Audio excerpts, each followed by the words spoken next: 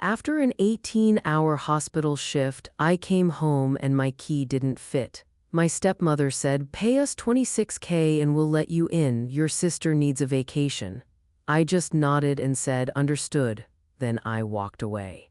The next morning, she found a letter at the door and started screaming so loud the neighbors came outside. My name's Riley Grant. I'm 31 years old. I'm on the front porch of a quiet suburban house on eviction day, sunlight hitting the white paint while a deputy stands at the walkway. My stepmother leans in the doorway, arms crossed, telling me I'm not getting inside today or ever as my stepsister sobs on the front steps. My dad pulls up to the curb, steps out, and tells the deputy he's here to support the property owner, me. The boyfriend lifts a box of my childhood photos. The neighbor points to a camera and says, "It's recorded."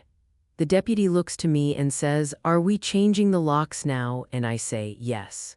Now, before I tell you how I turned their greed into a public meltdown and reclaimed my home, tell me where you're listening from. Drop your city and country in the comments.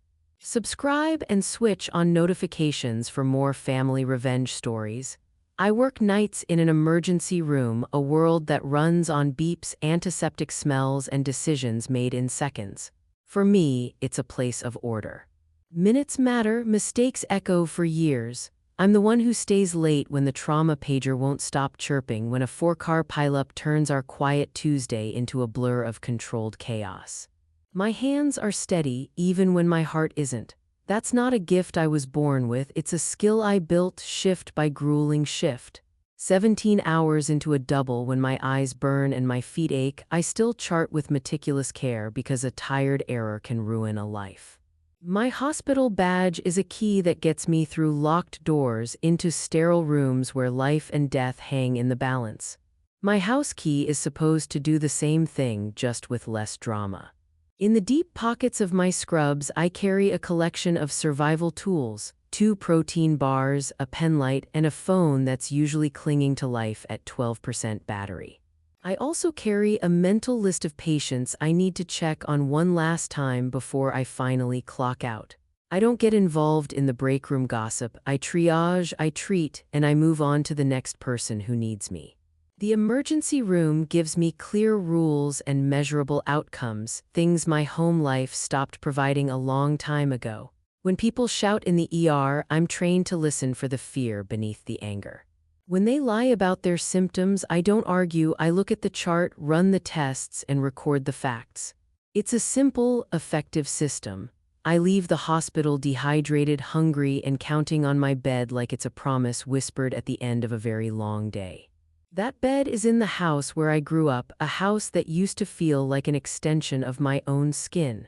When Mom was alive, home smelled like cinnamon candles and the faint, sweet scent of orange peel she'd leave on the counter after making juice. The air was warm and the silence was comfortable, not a weapon. In the front hall, there was a scuffed baseboard near the floor that I never painted over. It had her faint handprint on it, a dusty mark left behind years ago when we struggled to carry a heavy armchair together, laughing so hard we almost dropped it. The kitchen was our stage for dumb jokes and gentle music on Sunday mornings while we made pancakes. Hugs weren't quick, formal things, they ran long, a full body press that said you were safe. We had a big glass jar on the counter for spare change and a drawer stuffed with grocery coupons. Little things mattered. Mom's voice, a low and steady hum, made the house feel bigger, like the walls could stretch to fit all of our joy. My bed wasn't just a piece of furniture, it was a sanctuary, a place where I could rest without having to bargain for it. When I was a teenager and cried over some silly drama, she didn't tell me to fix my face. She'd just bring me a cup of tea and sit with me until the storm passed. Home taught me about a different kind of power, a soft power found in clean sheets, warm light, and a lock you could always trust. That memory is the reason I'm fighting now. A quiet house, a real home, is worth everything. That version of home started to fade after Dad remarried. Monica, my stepmother, arrived with a gust of cold air and new rules. The thermostat was moved up 3 degrees permanently. My room, which I kept tidy, was now always referred to as messy. She decorated with sharp, modern furniture that looked like it belonged in a magazine, not a home. She'd call me sweetheart in a tone that felt like a ribbon tied around a threat. Then Brittany, my stepsister, moved in. She was a storm of dramatic eye rolls, brand new phones she'd get every 6 months, and a complete allergy to chores. The house, which had once felt like a shared space, was slowly carved into territories. The pantry shifted from ours to hers and mine without a single conversation. My food would disappear, and when I'd ask, I'd get a shrug. The volume on the television went up, the level of respect went down. They'd host loud movie nights with their friends in the living room, leaving popcorn and sticky cups on the coffee table for me to clean up when I got home from a 12-hour shift. Then Zach, Brittany's boyfriend, started showing up. At first, he was just a guest. Soon, he was a permanent fixture on the couch, wearing my favorite hoodie like he'd paid for it. The household bills, which Dad and I had always split, became a group effort. But group really just meant me. Home wasn't a refuge anymore. It had turned into a stage where my labor was the backstage work that allowed their comfort to take the spotlight. I didn't fight them with noise, I fought them with silence and preparation. I developed a quiet survival system. I started keeping every single grocery receipt, highlighting the items that weren't mine just to track how much of their lives I was funding. When the kitchen sink started leaking, I didn't bother arguing about who should call a plumber. I just paid for the repair myself because the constant drip drip drip was more annoying than the cost. In my closet, behind a stack of old textbooks, I kept a small, black fireproof folder. Inside it were the most important papers I owned. I learned which battles to walk away from. Arguing about the thermostat wasn't worth the headache, so I just bought a warmer blanket. The house stayed quiet enough for me to sleep before my night shifts, and that was the priority. I stopped labeling my food in the fridge because the labels seemed to act as invitations, a personal challenge for them to steal it. Instead, I started keeping a small cooler in my car for essentials. I wore noise-canceling headphones around the house like they were armor, creating a small bubble of peace in the growing chaos. Every month, on the day I paid the utility bill, I'd take a quick photo of the meter readings with my phone. It was a simple 2-second habit that created an undeniable record. All of my important keepsakes, photos of my mom, old letters, her favorite books, were stored in sealed plastic bins with coded stickers on them that only I understood. I kept telling myself that being calm and generous would eventually buy me peace. It didn't, but it did keep me steady, and I never posted about any of it online. I just documented, waited, and stayed ready. The most important item in that fireproof folder was a single folded document, the deed to the house. When I turned 21, years before he met Monica, Dad gave it to me as a gift. It was the house Mom had picked out, the one she had poured her heart into. He'd handed me the papers and said, "This will protect you if I'm gone or busy." I believed him. It was a promise on paper, and I knew that paper protects you better than words ever can. I went to a copy store and made 3 high-quality copies. One went into the fireproof folder in my closet. The second went into a sealed manila envelope that I kept in my locker at work. The third I gave to Evelyn Whittaker, my neighbor, a kind woman I trusted completely. I never flaunted the fact that I owned the house. Silence was my safety net. The fewer people who knew, the safer I felt. I understood that knowledge was power, and I wasn't going to give mine away. I told exactly 3 people. Dad, the notary who witnessed the transfer, and myself, practicing the words in a mirror one afternoon to make it feel real. I own this house.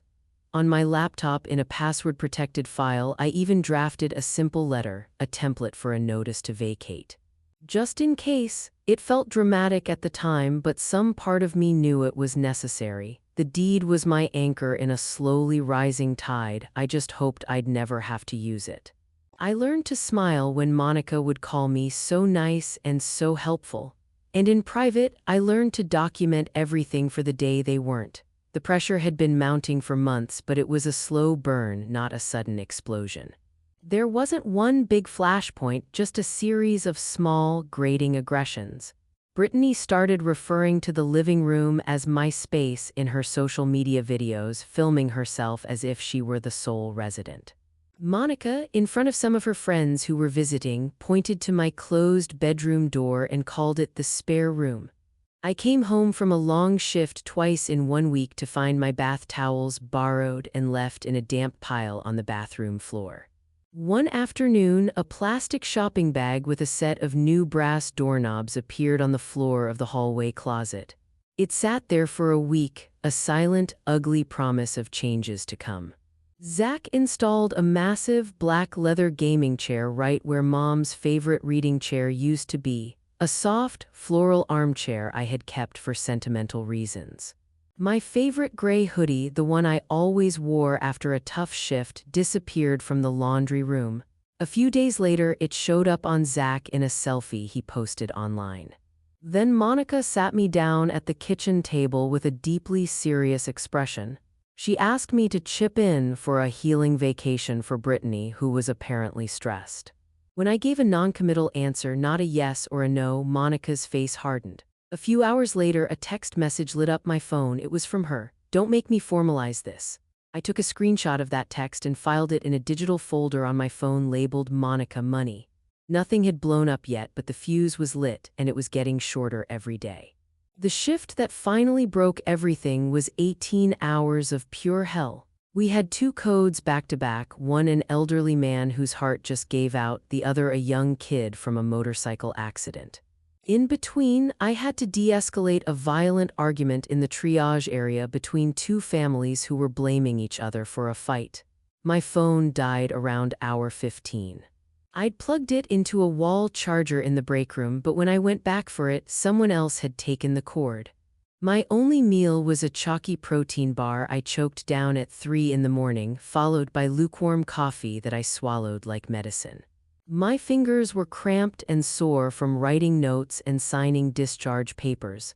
As I was packing up my bag, a patient I had treated for a severe allergic reaction stopped me. He was an older man, and he pressed a granola bar into my hand, his way of saying thank you. I saved it for the drive home. I finally walked out of the hospital at dawn, blinking against the harsh streetlights and the hiss of early morning sprinklers on manicured lawns. I pictured my bed like it was a finish line in a marathon I'd been forced to run.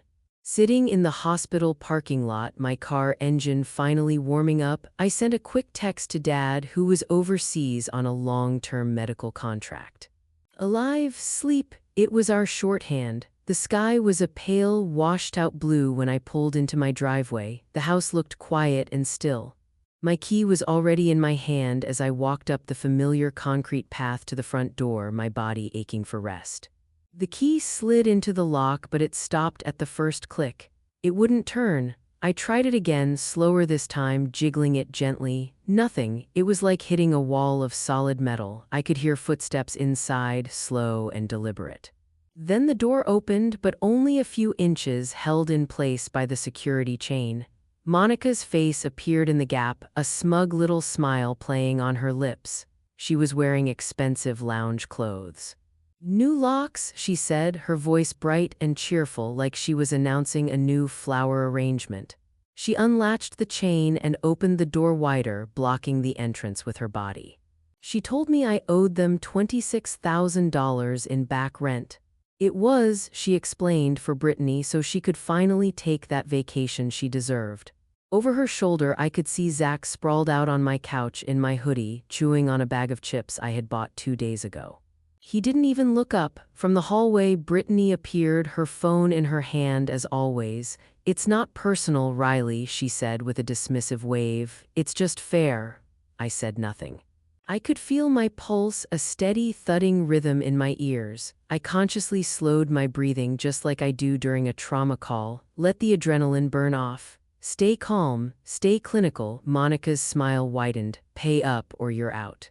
"Starting now," she said. I lifted my phone, which was barely alive, and took a single clear photo of the new, shiny deadbolt on the door. Then I stepped back from the porch. I gave her one slow, deliberate nod, turned around, and left without arguing. I walked back to my car, got in, and just sat there for a moment, the engine idling, the granola bar still on the passenger seat. The first priority was my phone. I plugged it in and watched the battery icon flicker back to life. While it charged, I opened the secure folder on my phone labeled Home. I found the document I had created years ago. The notice to vacate template. I copied the text. Then I drove to a 24-hour print-and-ship store that smelled of toner and cardboard.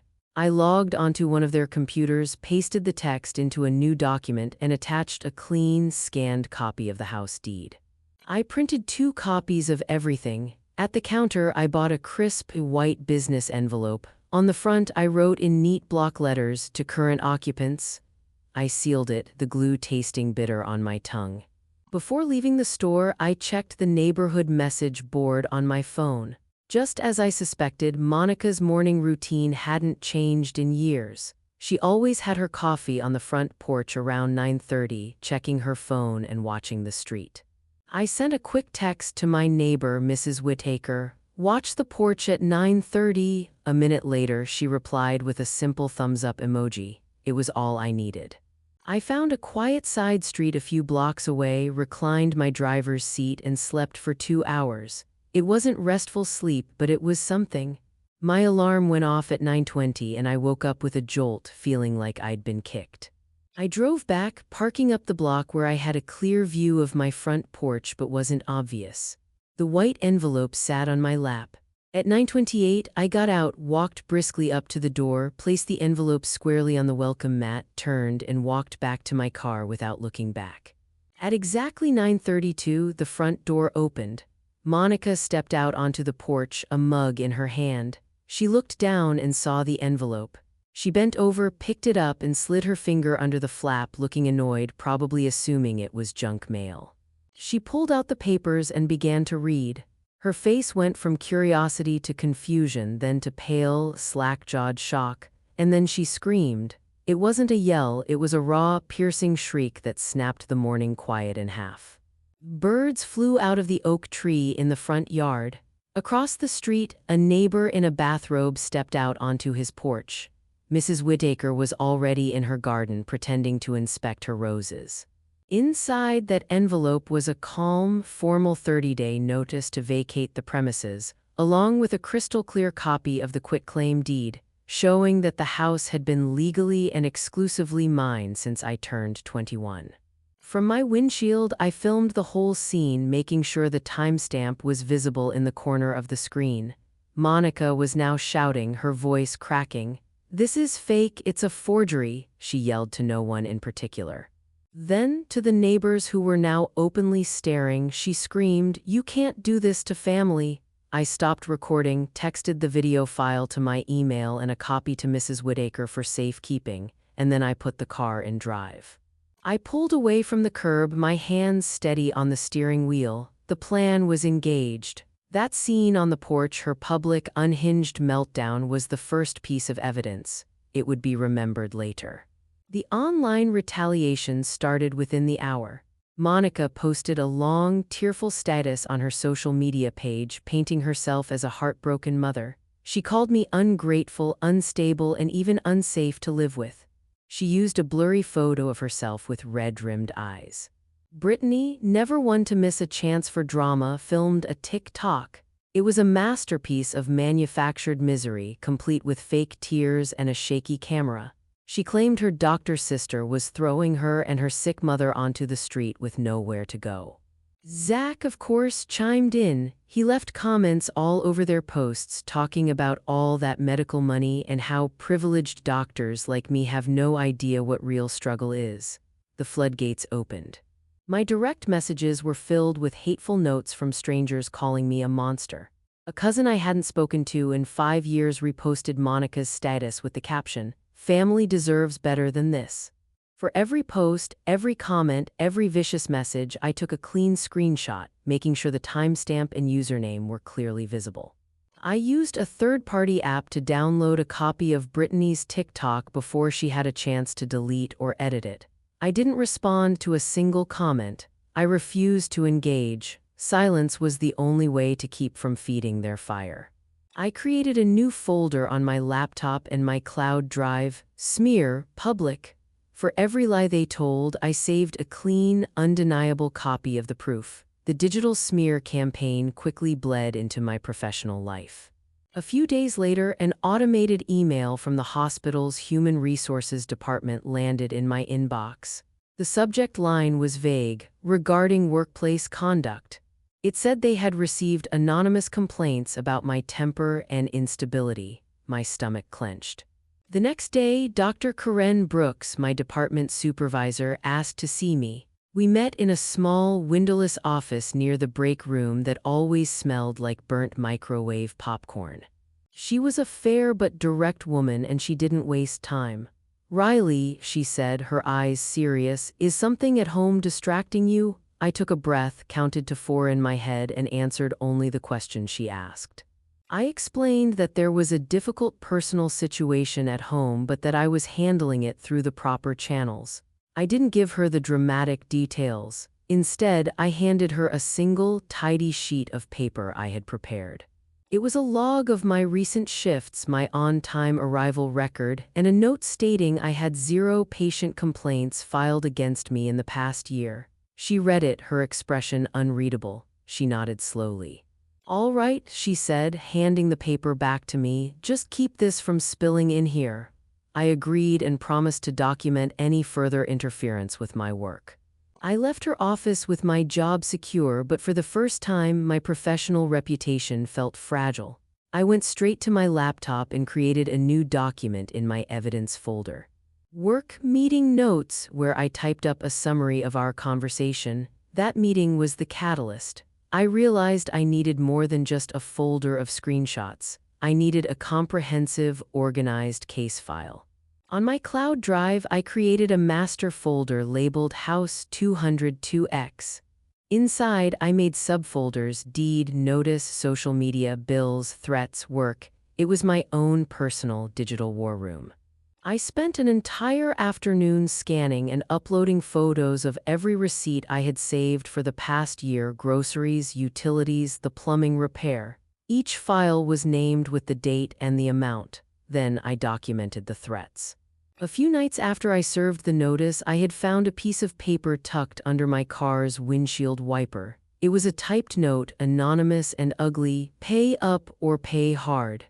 I had kept the note itself sealed in a plastic zip bag. Now I photographed it and logged the date and time I found it. I called Mrs. Whitaker and asked her if she would be willing to write down what she saw on the day of the lockout. She agreed immediately and emailed me a brief signed statement saying she had witnessed Monica having the locks changed by a locksmith in the middle of the day. I added it to the folder.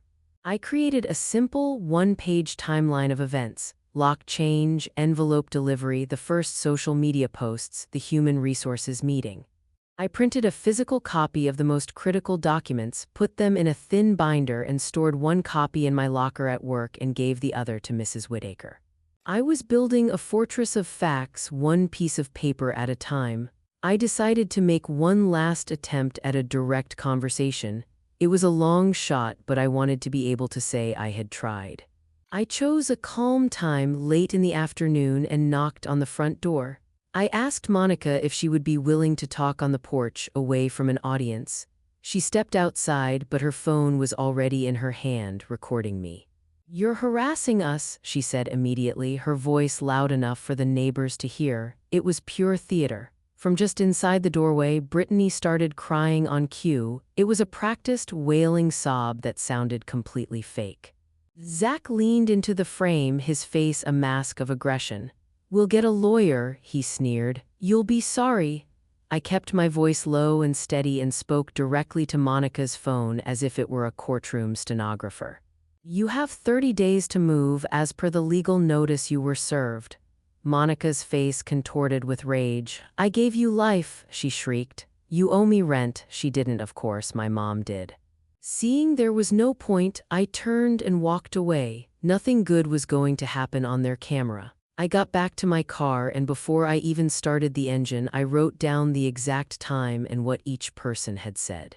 Then I recorded a quick voice memo on my phone while it was still fresh in my mind.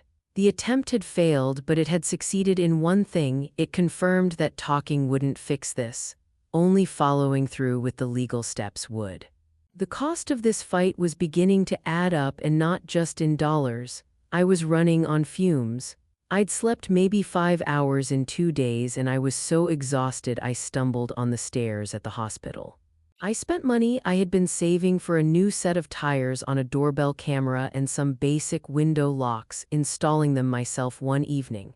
I started packing lunches and dinners for my shifts because any food I left at home now disappeared within hours. I lost one of my precious off days to a mountain of administrative tasks: phone calls, scanning receipts, and sorting digital files. A dull, persistent ache had settled in my stomach, the kind of nervous pain I usually only get before a really difficult conversation with a patient's family.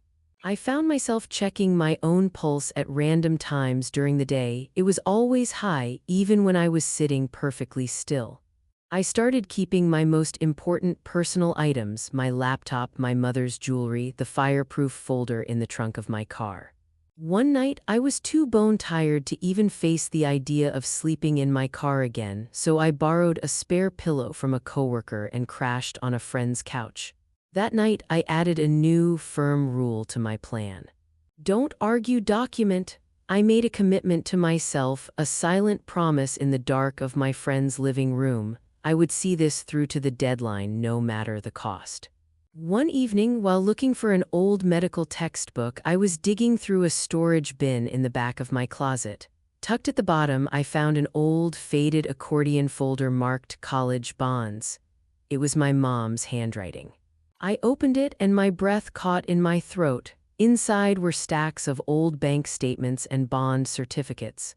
It was the college fund my mom, Laura Grant, had started for me when I was a baby. She had saved diligently for years. The final statement from before she passed away showed a balance of $48,750. As I flipped through the papers, I saw a series of withdrawal slips from years later while I was in the thick of medical school. The withdrawals were spread out over 2 years in chunks of $5,000 or $10,000. The little memo line on each slip said "house needs" or "repairs," but I knew for a fact no major repairs had happened during those years. My jaw went numb. I sat down hard on the floor, the papers scattered around me, and I just stared at the wall, not moving for a long minute. Then the training kicked in. Document. I took out my phone and photographed every single page, uploading each one to a new folder tagged "Mom Fund." I remembered being so broke during that time, calling home to ask for a little help with textbooks and being told by Monica to budget better. I picked up a red pen from my desk and wrote the total dollar amount in my notebook. This wasn't just about them taking money, it was about what that money represented: my mom's hopes for me, the time and chances they had stolen. My hands were shaking slightly as I dialed Dad's number. It was the middle of the night for him, but I knew he'd answer. The connection was patchy, full of static. "Dad," I said, my voice tight, "I found the fund records." He went completely silent on the other end of the line. The silence stretched for a long, heavy moment. Finally, he spoke, his voice quiet and full of shame. "She said it was a loan," he admitted. "I let it slide. I'm so sorry, Riley." He told me that Monica had pushed to borrow the money for a series of vague expenses and that he had allowed it, thinking it was easier than fighting with her. He thought keeping the peace was the most important thing. He was wrong. I then told him everything else about the locks being changed, the $26,000 demand, the smear campaign online. There was another long pause, and when he spoke again, his voice was different. It was harder, colder. "I'm done being blind," he said. He asked me to send him copies of everything I had. While we were still on the call, I emailed him the link to the shared evidence folder. He told me he was going to meet with someone about filing for divorce and that he was booking a flight home. "What do you need from me?" he asked. My answer was simple: "I need you to tell the truth when it's time." We hung up, and for the first time in weeks, I let myself cry, just for a minute. Then I wiped my eyes and went back to scanning documents. A thin, official-looking envelope arrived the week after I found the college fund statements. It was the sort of mail you throw away without thinking until your name and the street address pull you up short. I slid it open at the kitchen table, the fluorescent light buzzing above, and read the notice. Property taxes were overdue, $7,364. The letter didn't have a long-winded lecture. It had a firm due date and a plain line about penalties if nothing changed. My first thought was a cold, precise little panic. Whatever story Monica was telling online, whatever sympathy she was buying with crocodile tears, a tax bill didn't care about tailies. It cared about money and timing. I checked the dates. The notice had been mailed weeks earlier, but no one had paid it. That meant late fees and a risk the county could put something on the property if it stayed unpaid. I felt that tight, boxy chest pain you get when you realize someone else's mess could cost you your house. I didn't call a lawyer. I opened my bank app. 10 minutes later, I had paid the bill online. I printed the receipt at work that night. Our administrative station had a printer that actually worked, and I put the paper in a plastic sleeve in my binder. It felt like a small, stubborn act of defense. I would cover what protected my home because I wouldn't let their neglect become my problem. I texted Dad before I went to sleep. Paid county tax for the house, $7,364. Stopping any penalties for now, send what you can after you get home. His reply came at dawn, short and shaky. I'll help, I'm sorry. He promised to sort his finances once he had the divorce in motion. I saved his message along with the receipt and dated it. Paying that bill cost money I had saved for a car inspection, but it bought me breathing room and removed another lever Monica could pull. The payment didn't change the rancor or the posts or the smears, but it took one risk off the board. For the first time in weeks, I let myself think 3 moves ahead again instead of reacting to every new outrage. I put the receipt beside Mom's cookbook on the counter for a moment just to feel like the two things belonged in the same house, small, stubborn acts of keeping what matters. Then I archived the file, labeled it, and closed the binder. The tax bill was paid. The house, legally mine, was one less step away from being seized over someone else's laziness or spite. That night I slept with slightly less of the tightness in my chest, the way a patient sometimes eases when you get an IV line in and the pain starts to back off. It didn't fix everything, but it mattered. I bought the doorbell camera on a rainy Thursday and installed it that evening when my shift let out early. The package smelled like plastic and new electronics. The little camera was cheaper than the fancy models, but it recorded in good light and attached to the doorframe like it belonged there. I mounted 2 small window sensors on the back bedrooms with sticky tabs, the kind you hear about on home safety commercials but never think you'll need. I printed a small sign that said "Smile, property recorded for safety," and taped it beside the door. It felt oddly ceremonial to put that sign up, like declaring that this house had rules again. Mrs. Whittaker came over the next morning with a thermos of coffee and an eye for details. She has a steady, no-nonsense voice that can quiet a barking dog. I explained the camera, showed her the live feed on my phone, and told her to call me if anyone was moving boxes after hours. She squeezed my hand like we were making a pact. "I see things," she said. "I'll tell you what I see." 2 nights later, the camera pinged my phone at midnight. I was half asleep on the sofa when I saw the motion clip. Zach trying to drag a cardboard box down the front steps, labeled in black marker "Photos R." His shoulders hunched around the weight. He looked over his shoulder at the porch camera, muttered something, and kept going. I did what I'd practiced: call first, document second, but Mrs. Whittaker beat me to the punch. She stepped out in her slippers and shouted across the lawn, "Hey, you're on camera." Zach froze, very aware of how small the neighborhood is. He blinked toward the porch and then slunk back inside with the box. I saved the clip, made 3 backups, one on my phone, one on my cloud drive, and one on a new flash drive I tucked into the binder, and I printed a still of Zach with the box tape still clinging to his fingers. I folded the printout into the binder and wrote the time and a brief note. Camera capture, Zach attempting to remove Riley labeled photos. Mrs. Whittaker intervened. Seeing him freeze at being recorded felt satisfying in a quiet, particular way. The camera didn't argue with anyone, it just recorded truth. That clip would speak in a way that tantrums couldn't. Having the house under watch changed how I slept. I still woke at odd hours, reflexive and jumpy, but there was less of the sick, nagging worry that something was being quietly taken from me. It didn't stop the messages or the calls, but it let me feel less blindsided. There was power in a mechanical witness, a small, unblinking eye that kept a tally when human memory became unreliable.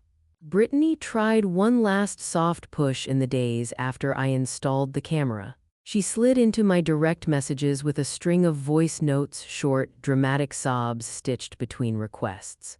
"We really need money," she said. "We can't find a place and Mom's not herself. Can't you help us out? Just the deposit, Riley, please, we're family." Her voice hit that practiced, close-to-breaking pitch she used on camera. For a second, I almost pictured the landlord, the motel, the tired, small-town faces, and I let myself feel the small tug of sympathy. Then I remembered the way she referred to the living room as my space in videos and the hoodie on someone's couch and the bills I'd quietly paid for months. I typed a simple, blunt reply: "You have 27 days, use them. Here's a list of local rentals and a checklist for deposits." I attached a PDF I had found earlier of tenant resources and a short timeline of moving steps, no lectures, just facts. She sent 3 more voice notes, each more frantic than the last, then texted, "You're cold," before blocking me for 5 minutes and then unblocking with a short new message. "We need help." It was theater again, an immediate public plea that she'd then film for sympathy. I didn't respond to the block-unblock. I sent the messages to the binder and noted the times. Monica's texts kept escalating. "You'll regret dragging Dad into this," she wrote once, punctuation sharp like a knife. I could feel the old, small girl reflex to apologize, to smooth things over. Instead I typed, "He asked for the truth. I'm giving it." I set my phone to do not disturb, flipped it face down, and put it in the charger. Then I wrote in my notebook in bold letters, "No more side deals, follow the notice." I added the date. My muscles loosened a fraction. I knew how far they would go, and the help requests were just another attempt to pull me back into old roles: caretaker, mediator, the one who paid to keep peace. I had learned to say no with paperwork and witnesses, not explanations. A follow-up email from Human Resources landed in my inbox the next morning with the bland subject line: "Follow up on concerns." I opened it on my phone between patients and felt the old chill, the one that visits when work and life collide. I brought the binder with me to the hospital. It felt heavier than the weight of paper, like carrying a reputation in my hands. Dr. Karen Brooks asked me to meet again in the same small office near the break room. She was prompt, her expression unreadable, but there was a flicker of respect when she saw the binder under my arm.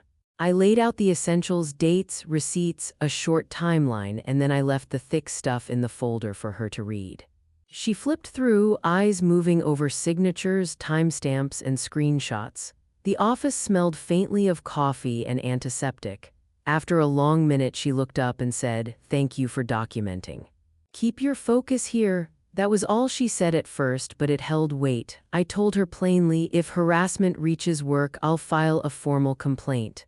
My voice was steady. I wasn't asking for a shield, I was setting a boundary. She nodded and put a hand on the binder as if to anchor both of us to the facts. "We'll back you if it affects patient care," she said. She added quietly, "And thank you for bringing this to us before it reached a breaking point." I left copies of the public posts that specifically mentioned the hospital. I didn't want rumors tying my workplace to their online circus. Dr. Brooks tucked them into a folder and offered a small, practical plan. If anything else came in that crossed the line, HR would move quickly and quietly. She didn't make promises she couldn't keep. I felt the kind of relief you get when a colleague recognizes the work you did and doesn't make you justify it. Before I left, she said, "Keep documenting, keep practicing your boundaries. We'll help protect your shifts." I scheduled 2 quiet nights on the calendar, no late meetings, no extra shifts, one before the deadline and one afterward. The binder went back into my locker with a new label on the spine. House, active, work for the moment felt stabilized. I walked out of the hospital lighter than I'd felt in weeks, the binders not just paperwork but armor. The next steps wouldn't be easy, but I had allies who understood facts over stories. That truth was the quiet backbone of my plan, and it made the chaos feel manageable. I taped a simple, clean notice to the front door one damp morning, the paper stiff from the humidity. I kept the wording plain. The date and time by which the occupants needed to be out. Under it, I taped a copy of the deed with account numbers and anything sensitive covered in black ink. It looked clinical, like a hospital chart, no drama, just facts. Before I walked away, I set the morning paper on the stoop and photographed the whole thing, notice, deed copy, and the paper with the date showing. The photo was for proof, time-stamped, ordinary, undenny able. An hour later, Brittany posted a video. She walked up to the door, flipped the notice off the hinges with a theatrical flourish, and tore it to pieces on camera. She held up the ripped paper to the lens and yelled, "She's forged this." "This is a lie," her voice sounded practiced. I uploaded my photo with the timestamp and nothing else, no calls for sympathy, no explanation. I pinned it and closed the comments for a few hours. People started asking questions. Why would someone mess with their own front door? The tenor of the neighborhood feed shifted. A few neighbors messaged me privately asking if I was okay. I saved every message. Monica responded with an all-caps message on her feed claiming I'd forged the deed and the notice. She painted it as a hostile takeover, the kind of story that pulls in strangers with pitchforks. I screenshot her claim and filed it under claims. Then I added a line to my plan in the binder: no more porch talks, only paper and witnesses. The bridge that allowed private negotiation was gone by my own hand. I'd made the countdown public on purpose. The lock-in was complete. I had no more space for compromise without witnesses or records. It felt like stepping off a curb you knew was solid. There was a trembling, small relief in committing to a visible plan. The rest had to follow. Dad emailed that night with attachments I'd been waiting for, copies of the papers he'd started abroad. He'd booked a flight and told me in a short message, "I'll be there the day before." His next text said, "I'm sorry I let this rot." He didn't try to explain his distance or to make excuses for the missing money. He offered instead a practical set of actions. He asked what to bring and I told him, "Your voice and the truth." He drafted a short note admitting the fund had been used and that the locks were changed, and he gave me permission to share it if necessary. I read that draft 3 times on my phone and felt some tightness in my throat loosen. He said he'd book a hotel nearby so he wouldn't be in my space but could be ready when it mattered. He texted, "I'll stand next to you on the porch." Those words felt small and enormous at once. They weren't a cure for what was lost, the money, the years, but they were a turn toward responsibility I hadn't seen from him in a long time. He also offered to help with some of the costs I'd shouldered when I paid the county tax notice. I accepted the offer with a short "thank you" and a note that I'd send a list of expenses. The knot in my chest eased by one turn. Support changed tactics. It became action, not silence. For the first time, I felt less like I was carrying the whole plan alone. Once Dad confirmed his flight, I set the things in motion that couldn't be undone. I called the county office and scheduled the handover time with a deputy. The woman at the other end of the line spoke in plain terms and gave me a slot. Her voice was practical and didn't need more than the facts. I booked a locksmith for the hour after the deputy's arrival and told him to meet at the house. I packed a small box of essentials and kept it in the trunk of my car anyway: an extra toothbrush, a change of clothes, a charger, some tiny comforts in case something jittery happened. I emailed Mrs. Whitaker the timeline and asked her to be outside at the start. She replied with a single sentence, "I'll be there." I backed up every file again, copying the binder to a new flash drive and sliding it into the binder's back pocket. I printed 2 fresh copies of the deed and the notice and put them in a clear folder labeled "Eviction Day." I set my work schedule, the day off for the handover, a light shift the day after, and a rest day following that. I chose a pressed shirt and flats, no scrubs. I wanted to arrive as myself, not as a worker or as someone pleading. I wrote down what I would say and what I wouldn't say. The list was short. Once the deputy was scheduled, there was no turning back. The plan felt like a line drawn in the sand, visible and deliberate. Eviction morning arrived with a thin, clean light. I parked straight, aligned with the curb so it didn't look like I was hiding, and stood where the doorbell camera could see me. The deputy pulled up in a marked car, stepped out, and nodded as he reviewed the papers with me. He was quiet and efficient, the kind of person who made procedures feel less personal and more like the next step in a careful process. The locksmith sat in his van with his tool bag open, coffee in a paper cup. He waved when he saw me and then slipped into a quiet, professional mode. The house door opened and Monica was there, eyes sharp and jaw set. "We're not leaving," she said like a line she'd practiced. Brittany was on the porch, phone in hand and the sobbing ready for the camera. Her tears were loud and high-pitched, the kind that translate well to short-form video. Zach stood by the doorway holding a box and smirked like he was still playing a game. Mrs. Whittaker folded her arms by her hydrangeas and watched with that steady look that says she'll be a witness if needed. I said simply, "Today is the deadline." The deputy said, "We'll proceed as planned." Calm felt like armor.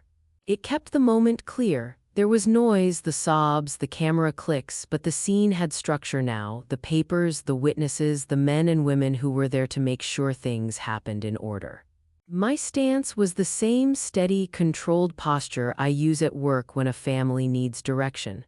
The rest would unfold in the next tense hours, but at that moment the position was clear. Dad's car pulled up slow, like he wasn't sure he wanted to be seen. He stepped out and walked up the path, hands deep in his coat pockets. He looked thinner, the gray in his hair running like pencil strokes, but his shoulders were steady in a way I hadn't felt from him in years. He greeted the deputy with a nod and then stood beside me on the porch, not touching, just present.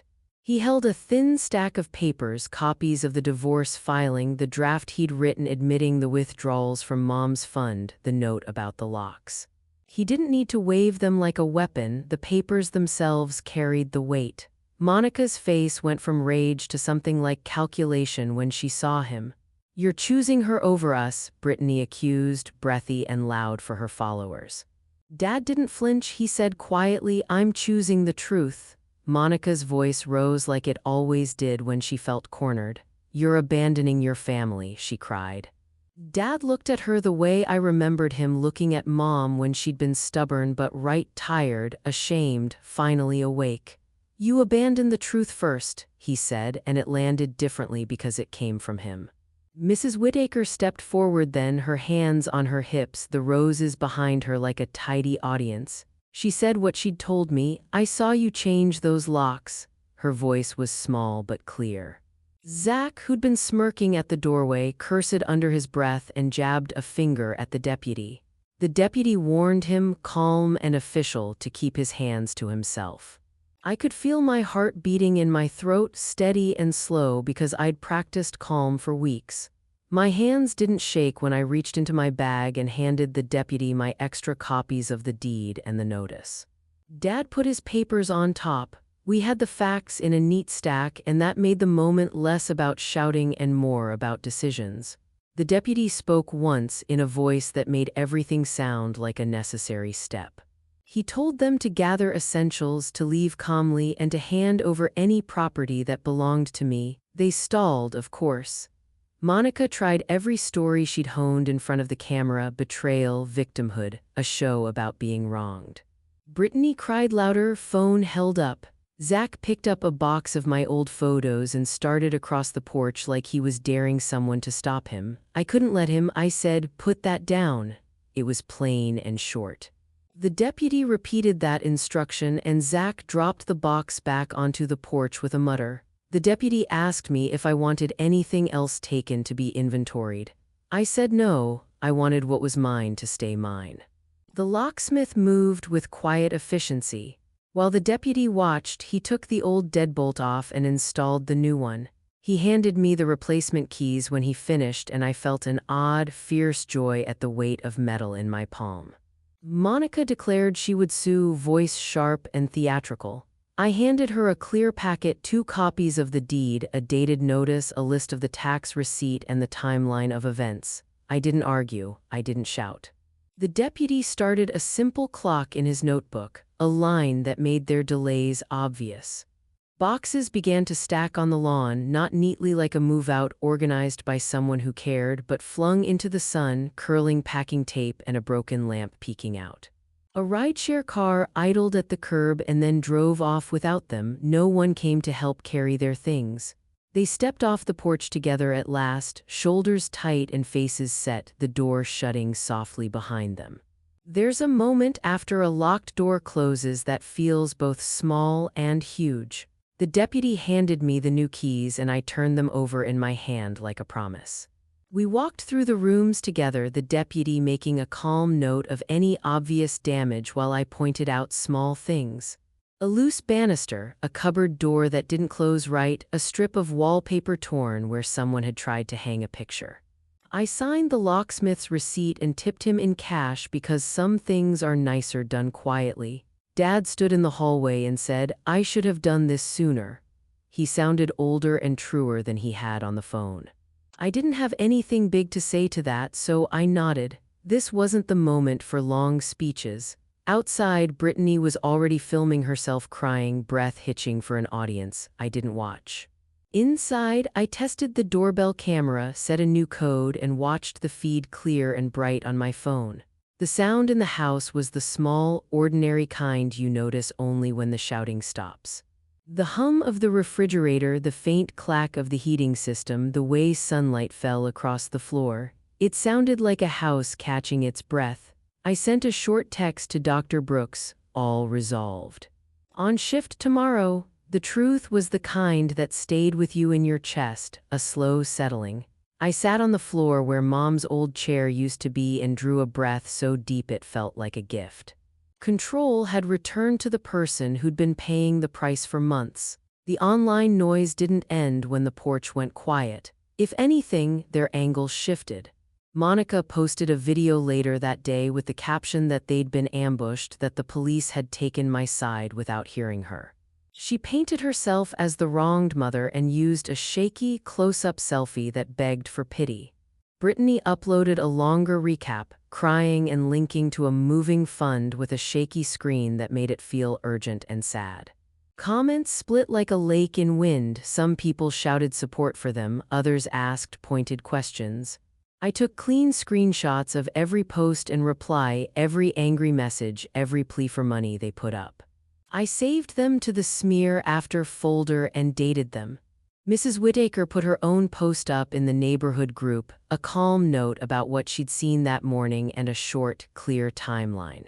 Her words pulled a lot of the fence-sitters toward me. Neighbors messaged me privately to say they'd always liked Mom's house and were sorry this had been ugly. I screenshot those too because apologies mattered later. I did not engage in the comments. I never found it useful to argue with people who were already invested in a story. Instead, I let the documents speak. People started to look at the pinned deed photo I had posted earlier and the tax receipt I'd paid. The tide shifted a little slower than I would have liked, but it shifted.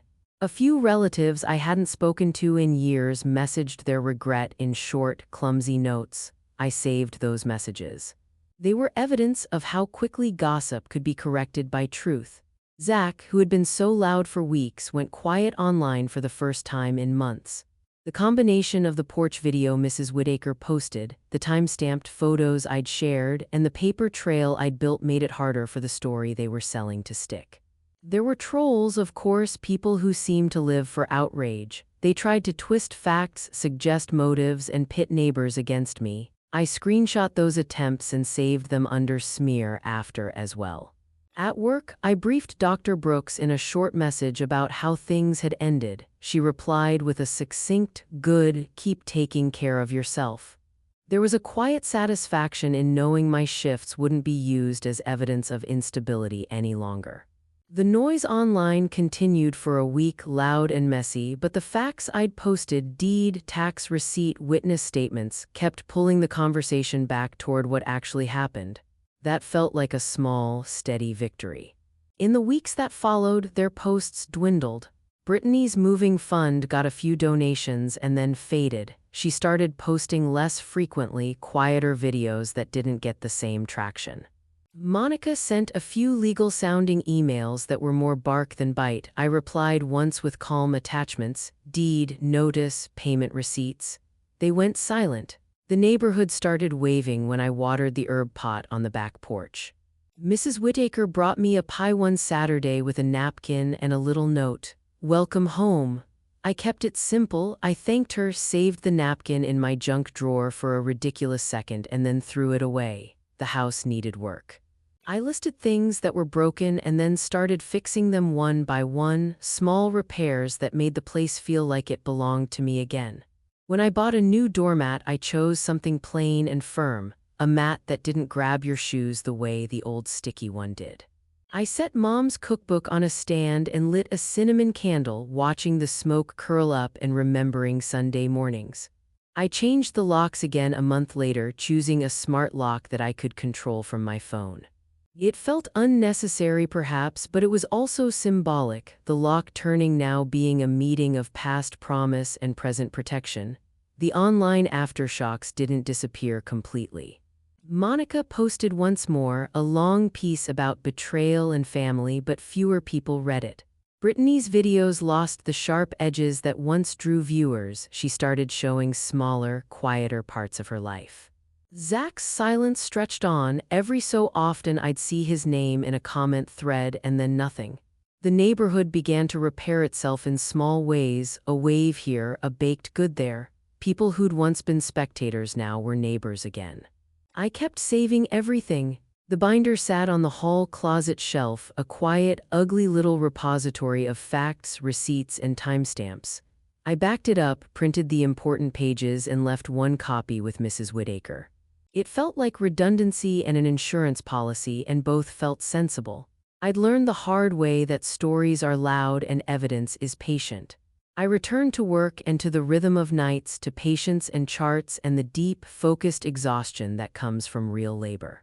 The noise faded into a background hum. What remained was the house and the key that turned smoothly now, the quiet that felt like a decision rather than a threat. Dr. Brooks asked me to come by for a final check-in the week after the eviction.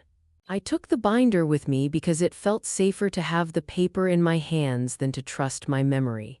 She sat across the small table in the break room, a travel mug steaming by her elbow, and skimmed through the timeline, the receipts, the witness note from Mrs. Whittaker. I could tell she read with the same clinical attention she brought to an initial consult, looking for inconsistencies, looking for risk. When she looked up, she said, "We're closing the concern. Thank you for staying sharp on shift." Her voice was plain, but it carried relief. She complimented the binder, how organized it was, how thorough, and that mattered. It felt like someone in authority saying, "You did the right thing." I asked for a short break between overnight cycles for the month after the handover. The nights had been brutal and I needed a little space to recover. She agreed without hesitation. Back on the floor, the whispering stopped.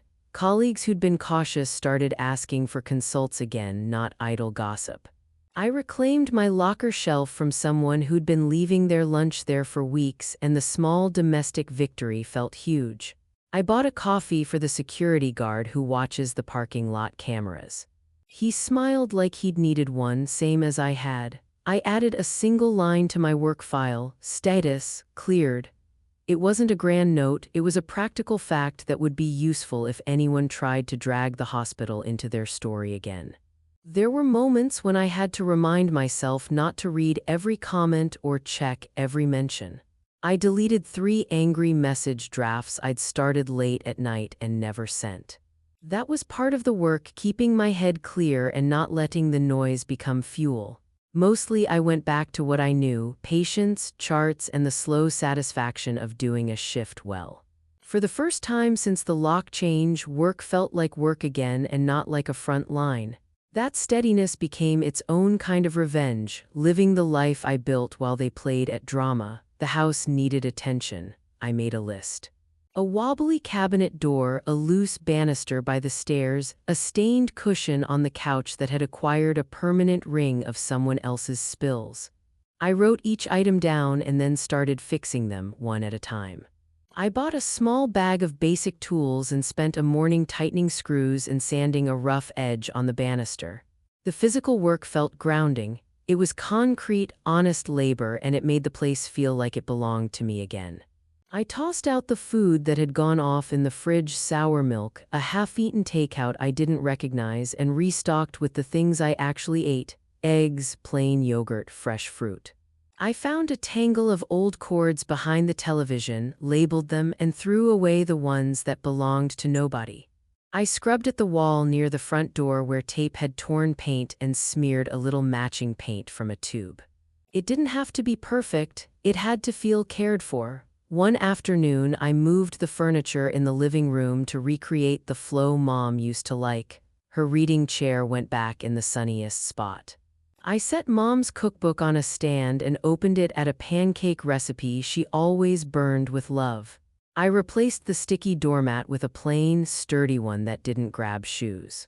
I planted a small herb pot, basil and rosemary, by the kitchen window and watered it every morning before work. Each receipt for the paint, the doormat, the replacement cushion went into a small folder labeled House Repairs. I sent Dad a list of costs. He replied within a day, "I'll help cover repairs." That was another step toward repair, not just of the house but of a relationship that had been frayed. Monica didn't stop with online posts. She sent a vague, threatening email a few days after the lock change, a line about suing for damages if she felt wronged. It was the kind of message that sounded scarier than it really was, loud on paper but weak in specifics. I answered once calmly and attached the deed, the dated notice, and the tax payment receipt. I kept the tone short and factual, copies of the documents that showed the timeline and the truth. She replied with another message full of emotion, claiming emotional injury. I didn't engage with the emotion. I saved the email, forwarded copies to Dad and Mrs. Whittaker, and logged it in the binder. A few days later, I received a generic letter from a low-cost service that offered to file something on Monica's behalf. It was mostly bluster, no details, no dates, no real claims. I replied one more time with the same documents and a short timeline, and then marked the folder Monitor.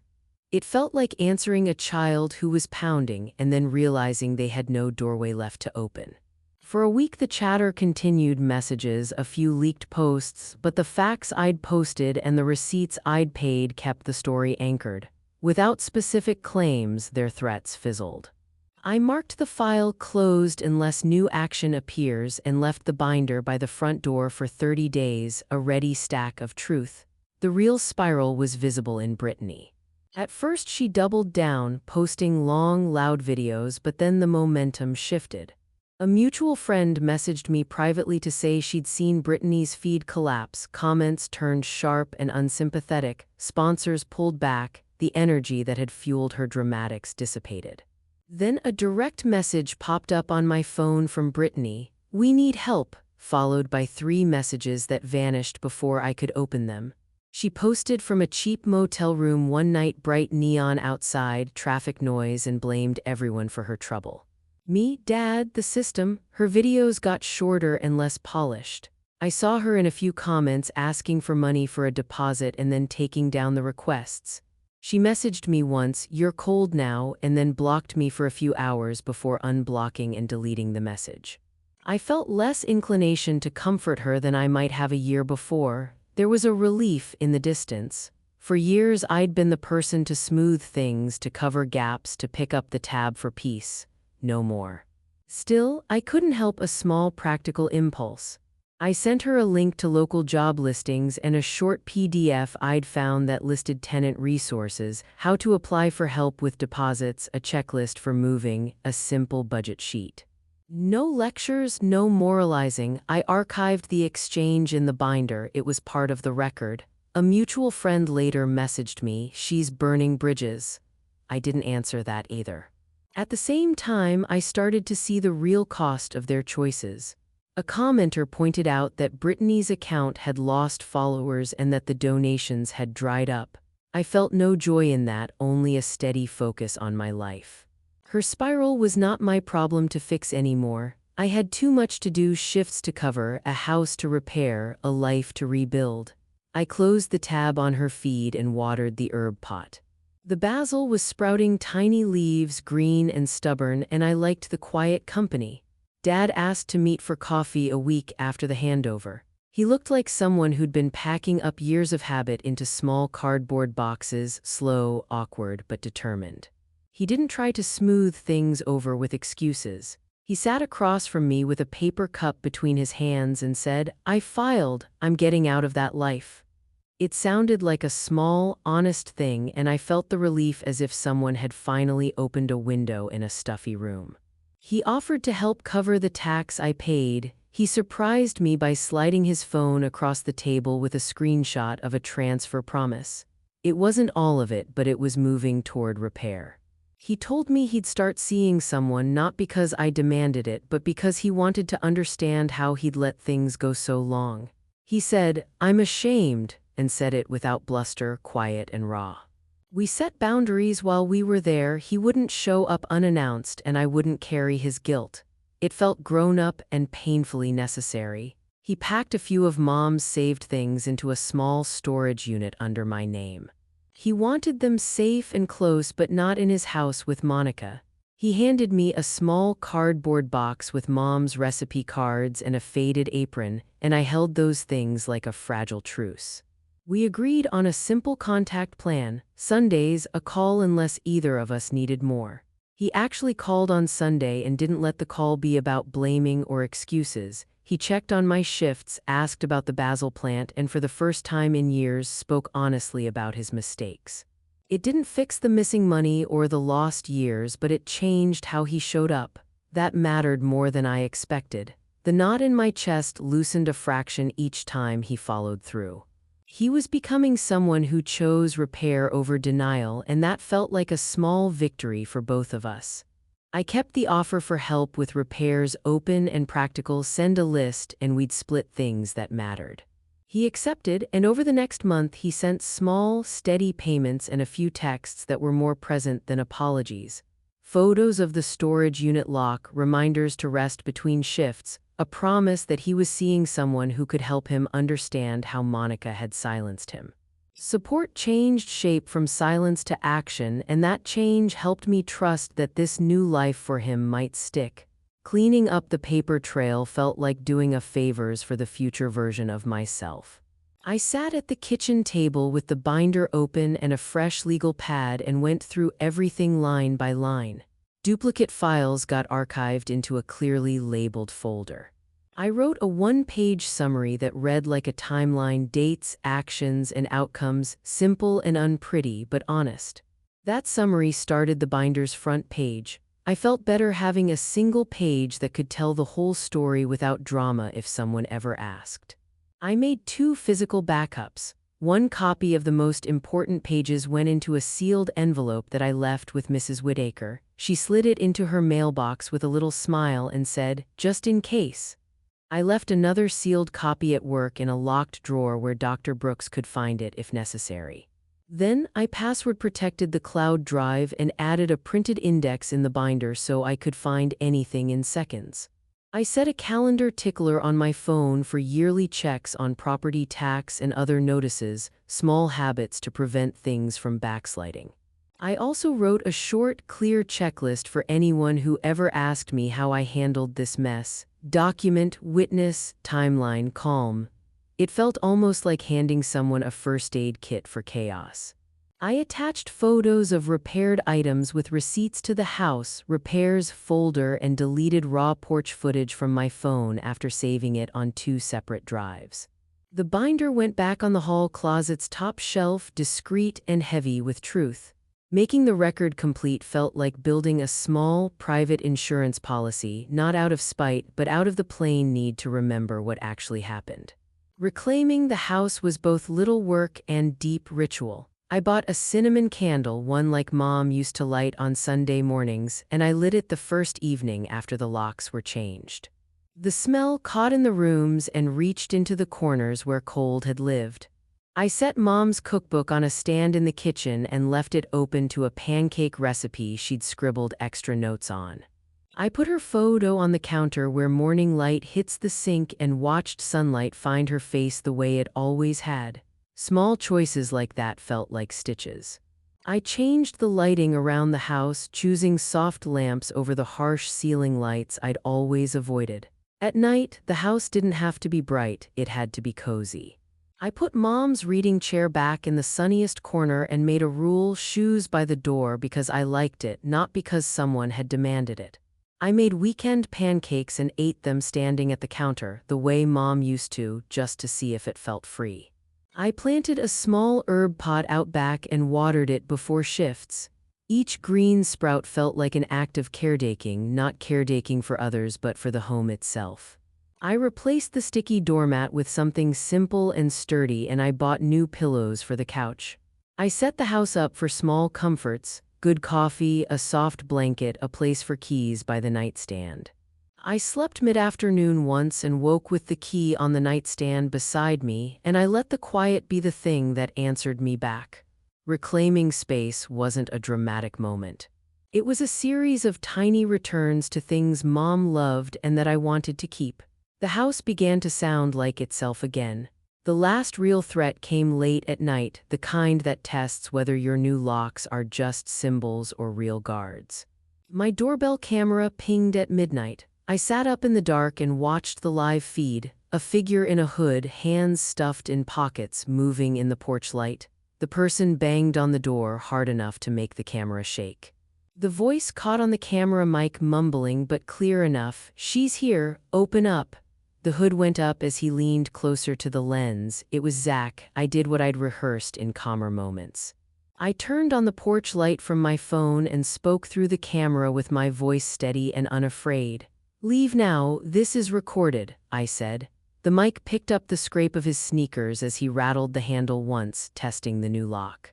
It held. He knocked again, harder. I called the non-emergency line and gave a calm report, time, description, and that I was recording. My voice was small in the quiet but specific and clear.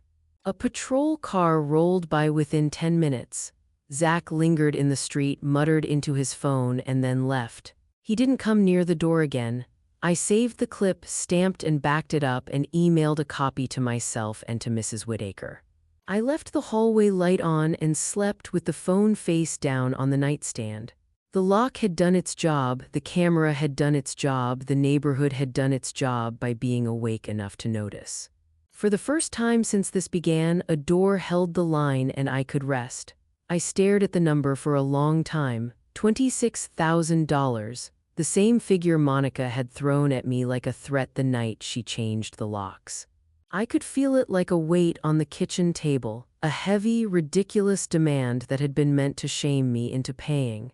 For a while I thought about putting it back into the hands that wanted it most, about giving them the satisfaction of taking everything else. Then I thought about Mom. That shifted things. I logged into the county hospital's donation page and chose the emergency fund. I typed Mom's name into the note field, slow and deliberate, as if engraving something into a ledger that mattered for reasons bigger than money. It felt oddly ceremonial to press the final button. My fingers shook a little, not from fear but from the tight, odd relief that came when you finally do what you meant to do.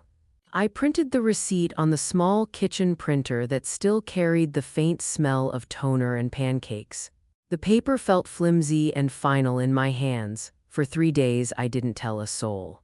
I put the printed receipt next to Mom's cookbook on the counter and left it there like a small altar. I walked past it and let my eye rest on the number, the confirmation code, the tiny line where my name appeared as donor. I wanted to savor the act alone before anyone turned it into another story. It was my closure, not their punishment. I scanned the receipt into the binder, tagged it donation closure, and then I put the original paper back with the cookbook for a minute before sliding it into the fireproof folder. Later that night, I slept a full, honest 8 hours for the first time in weeks.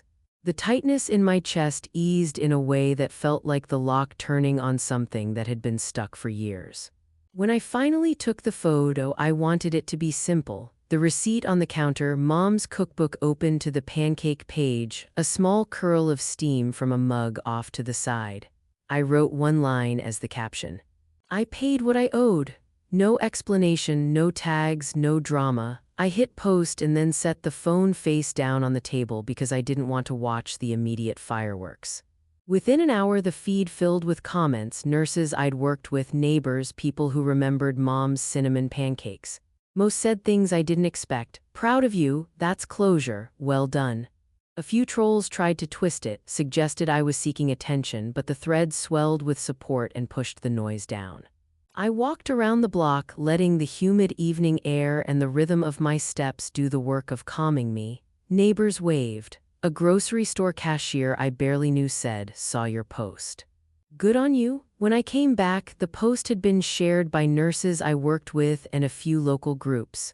The comments kept rolling in. Some people reminisced about Mom's recipes, others offered quiet congratulations. I read a few, then locked the phone and left it in the bedroom.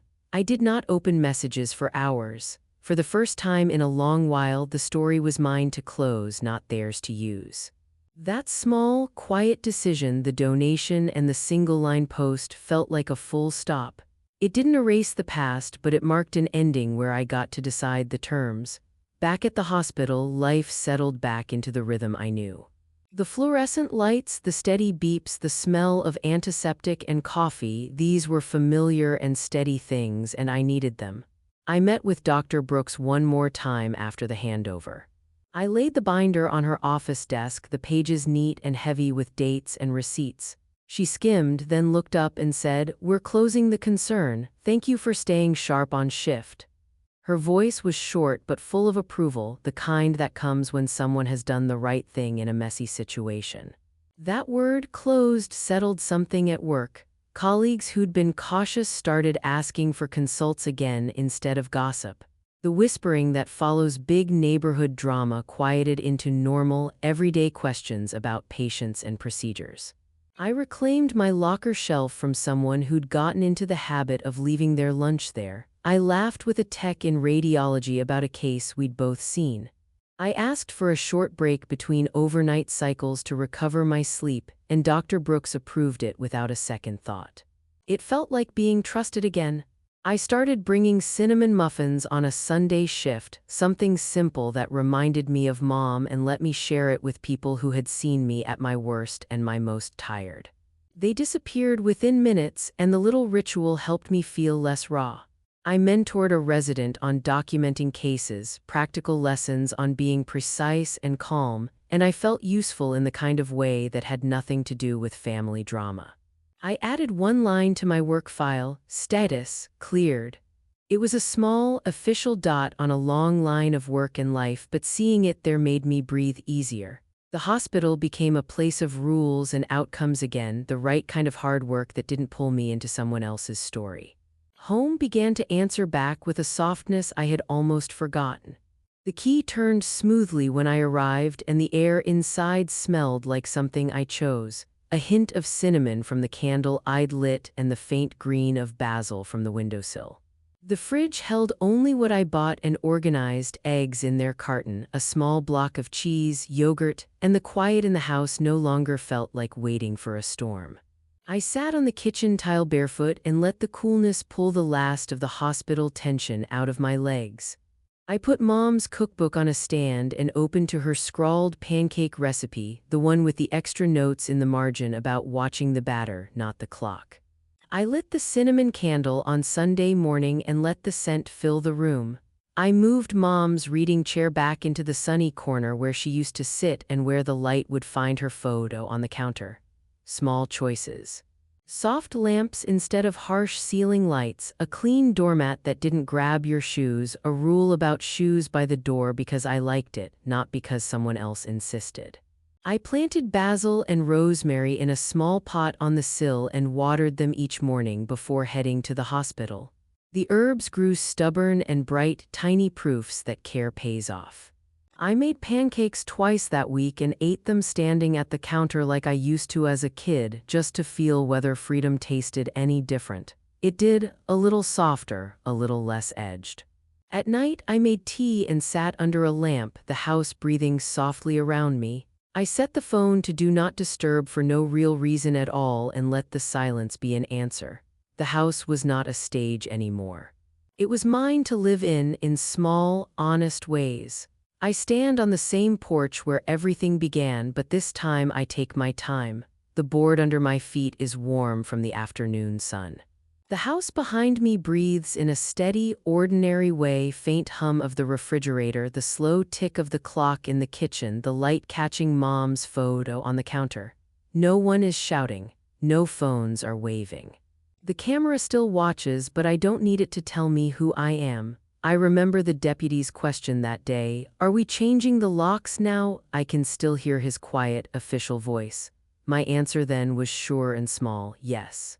Now, it felt like a hinge, a clean action that ended one story and started another. Today the same lock turns smoothly when I open the door. The sound is ordinary, nothing like the scream on the porch that first morning.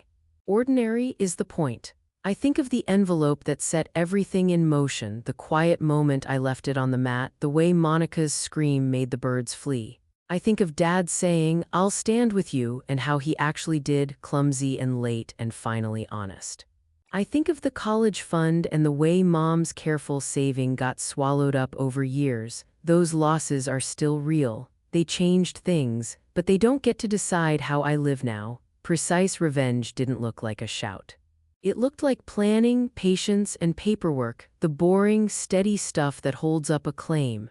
It sounded in the end like a lock turning once and staying that way.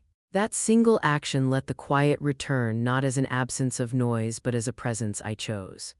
I walk through the rooms barefoot, touch the banister I tightened, inhale the cinnamon candle I light on Sundays, and feel the house answer me back in a friendly, steady voice. I close the door gently. It doesn't need to slam. It doesn't need to be loud to be final. This is the image I leave you with, a quiet house that stayed mine and a life rebuilt in small, careful pieces. If you've faced family manipulation or fought to reclaim your peace, share your story in the comments. Subscribe and turn on notifications for more first-person revenge stories, and check out the next video when you're ready for another ending that lands.